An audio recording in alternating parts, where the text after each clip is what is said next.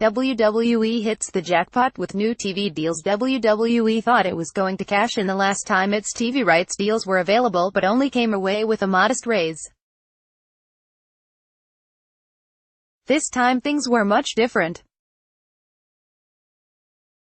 News broke earlier this week that Fox is expected to become the new home for SmackDown Live, as part of a massive 5-year deal worth more than $1 billion. It was also reported that the Blue brand will move to Friday nights as part of the deal that will begin in October 2019. More Money in the Bank behind-the-scenes stories. This comes on the heels of a report from last week that NBC Universal was closing in on a deal to keep Raw on USA Network with an increase of nearly 3 times the current amount. WWE expected to get a huge increase in TV rights this time around, but even these figures had to blow them away. Once the ink is dry on these new deals, WWE will be making somewhere in the ballpark of $440 million annually for 5 hours of television, a huge increase from its current deal of about $170 million per year. Here's some further comparison. UFC just announced its new TV rights deal that will have it leave Fox and move to ESPN on a 5-year deal that will pay $300 per year. WWE is blowing that away, something that was unthinkable a few years ago. Both Fox and NBC Universal are paying a premium for WWE programming that has proven to be stable ratings grabbers, with SmackDown drawing around 2.5 million viewers per week and Raw averaging close to 3 million viewers. The Fox deal in particular is a huge win for WWE, with SmackDown airing on network television. Imagine the promotion it will receive on other Fox programming such as the NFL, with the network securing the rights to Thursday Night Football beginning next season to go along with its Sunday package of games, and the MLB playoffs. It also further legitimizes WWE as one of the premier and valuable entertainment companies going today. New at Between the Ropes podcast. Subscribe and listen. https://t.co/off/IABA6 Brian Fritz at Brian Fritz, May 24, 2018. While it hasn't been announced yet, SmackDown will likely remain a live show, considering that Fox wouldn't be paying that amount of money for a taped show. I would also expect the Blue brand to remain a 2-hour show from 8 o'clock to 10 p.m. considering that Fox Primetime only has that window to make way for local news on its various stations. While Friday night slot is not ideal, WWE will be happy to take it for a lucrative deal on network TV. As for what this means for fans, expect the same from WWE creative moving forward, with nothing drastically changing. The company has found a formula where it draws a steady audience every week for both Raw and SmackDown that has landed them massive deals for its TV rights. Fans that have been frustrated with WWE storylines, and everyone has a right to feel that way following the ridiculous segment on Raw this past Monday involving Bobby Lashley's sisters and Sami Zayn, are going to continue feeling that same way because WWE has no reason to change things up. In fact, they have more than $400 million worth of reasons to keep doing what they've been doing. While TV is more important than ever before in the WWE landscape, I think they'll continue to push their monthly events on the WWE network. Fox and NBC Universal are paying for the same type of TV content WWE has been putting out, while the company has been building to its monthly shows. There's no need for that to change unless ratings take a drastic downturn. I think it will be business as usual on that front, with WWE heavily promoting its monthly, co-branded events to sell WWE Network subscriptions and make even more money. In fact, word got out this week that WWE is moving up the start time for its pay-per-views to 7 p.m. Eastern Time starting with next month's Money in the Bank. The plan is expanding the shows to more than 3 hours, with the Big Four, WrestleMania, Royal Rumble, SummerSlam and Survivor Series, going even longer. WWE stock breaking records. Record TV deals. Whole new world. WWE played a long game and they are winning. Amazing stuff to follow. Booking concerns are last thing they will care about today. Mike Johnson, at McKep Insider, May 21, 2018. WWE is cashing in from all of the work it has put in over the past few years with its more PG-friendly product to make itself attractive to a wider audience and with advertisers. It's paying off in a huge way. And who's to say it ends here? When you look at the deals for Raw and SmackDown, you have to wonder if WWE is shopping NXT around to different cable stations. That could be a nice, reliable hour of programming that could draw about 1 million viewers each week for USA Network or maybe FS1. If WWE hears the right numbers, you can bet it will make a deal. Let's all hope that the wrestlers get a big pay increase considering how much money WWE is about to rake in. All of the talents deserve more for their tireless work, putting their bodies on the line while traveling countless miles around the world to entertain fans. WWE has no excuse not to give it back. Honestly, WWE should be doing a lot more. That includes medical benefits and retirement funds along with finally paying road expenses such as hotels and rental cars. It's amazing that wrestlers still have to pay for those things. Let's start small with these suggestions.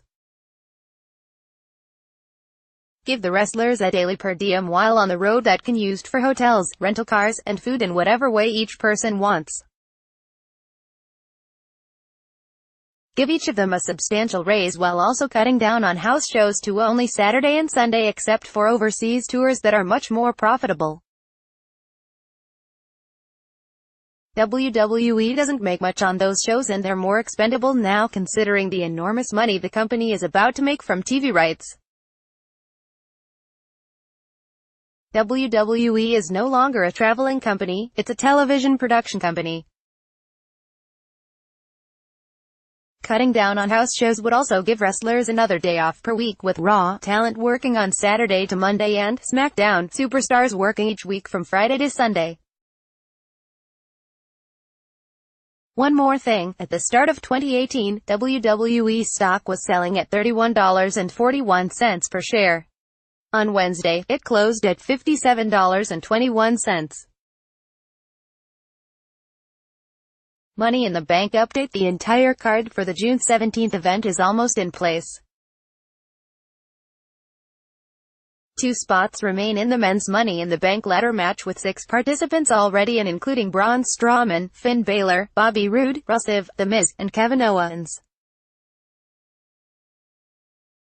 One of those will be decided next week when Samoa Joe faces Daniel Bryan, who earned the opportunity following a win against Jeff Hardy on SmackDown, as the two delivered a very good match. Joe vs. Bryan will bring back memories of their incredible encounters during the early days of Ring of Honor that helped the promotion stand out with strong, hard-hitting wrestling that it comes to be known for. The other spot will go to one of the members of the New Day who teased making a decision this past week during Miz TV before holding off on the big reveal. The smart money still feels like it will go to Big E, but don't be surprised if it goes to Kofi Kingston, with the story being the New Day working towards the veteran finally become WWE champion. Only one slot remains open in the women's ladder match, with Lana beating Billie Kay in a 10-second match. The idea behind it is that both she and her husband Rusev could each win their respective matches and the briefcases to become simultaneous champions. Count me among those that don't see it happening. Shinsuke Nakamura announced on SmackDown that his WWE Championship match against AJ Styles will be a last man standing match. The stipulation made sense a few weeks ago following Backlash when both couldn't answer a 10 count, but not so much now since Nakamura pinned Styles just last week. A simple no disqualification match would do the trick, since it would allow the King of Strong Style to hit Styles below the belt as many times as he wanted. Injury updates: don't expect to see the Viper for a few months. WWE announced that Orton recently underwent meniscus surgery on his left knee, which he worked through dating back to late last year. No timetable for his return was given, but expect him to be out of action for a few months. Shane McMahon finally had surgery last Friday for an umbilical hernia that he was diagnosed with before WrestleMania. Think about this: Shane O'Mac wrestled not once but twice with a hernia. That includes the tag team match with Daniel Bryan against Kevin Owens and Sami Zayn at WrestleMania, and again at the Greatest Royal Rumble in Saudi Arabia, where he connected with several of his coast-to-coast moves before being thrown off the top turnbuckle and through the announcer's table.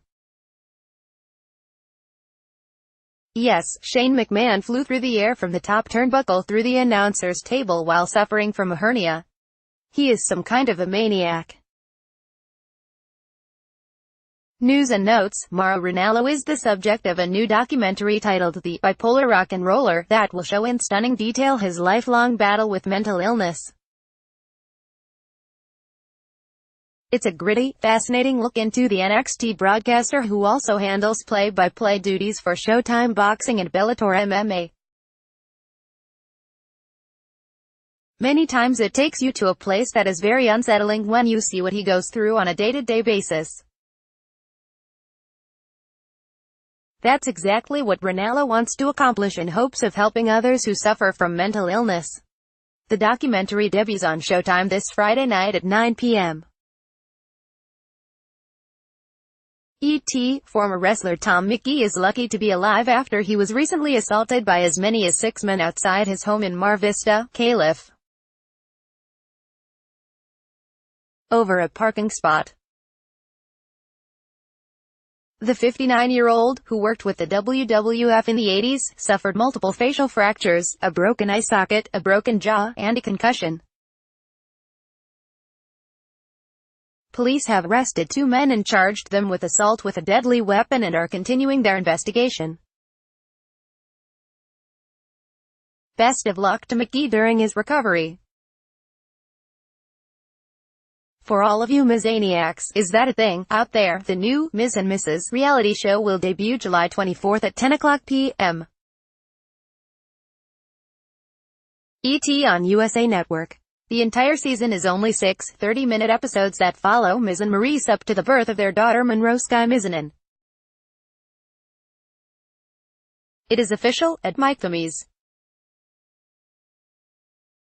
This is how it's done and why Skrull is quickly becoming one of the best all-around talents in wrestling. This is an excellent promo from Junior Heavyweight advocate Marty Skrull. Please everyone, stop the hate. My friend, evil doesn't know any bounds. My goal is to prove good doesn't know any bounds as well. Let go of your preconceived ideas and open your eyes.